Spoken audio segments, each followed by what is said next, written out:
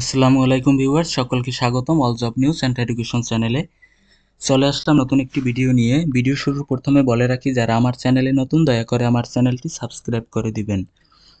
আজকে ভিডিওর বিষয় হচ্ছে সমাজসেবা অধিদপ্তরে নিয়োগ প্রকাশিত হয়েছে, আপনারা সকলেই জানেন।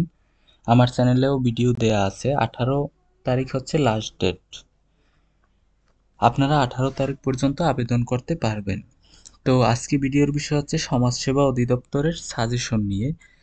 যে অনেকেই প্রশ্ন করছিলেন যে কি কি প্রশ্ন আসবে বা আসতে পারে, আপনি কয় মার্কের পরীক্ষা হবে বা কিভাবে রিটেন না এমসিকিউ, সে বিষয় সম্পর্কে আলোচনা করা হবে। তো কথা না বাড়িয়ে চলে যাই মূল ভিডিওতে। আপনারা দেখতে পারতেছেন আমার সামনে একটি পেজ ওপেন আছে।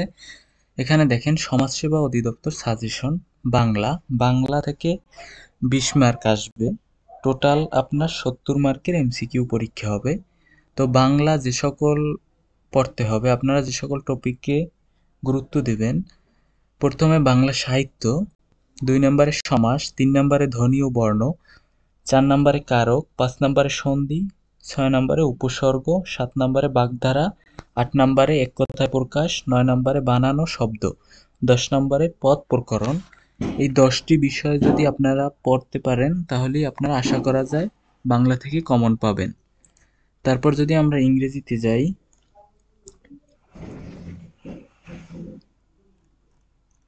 এখানে দেখেন ইংরেজি থেকেও 20 মার্কের পরীক্ষায় প্রশ্ন আসবে। এখান থেকে নাউন পড়বেন, pronoun, adjective, verb, preposition, voice, right forms of the verb, subject verb agreement, number and gender, idiom and phrase, translation, vocabulary, spelling. English literature থেকে 2 থেকে 3টি প্রশ্ন পাবেন আপনি। ইংলিশ লিটারেচার থেকে 2 থেকে 3টি।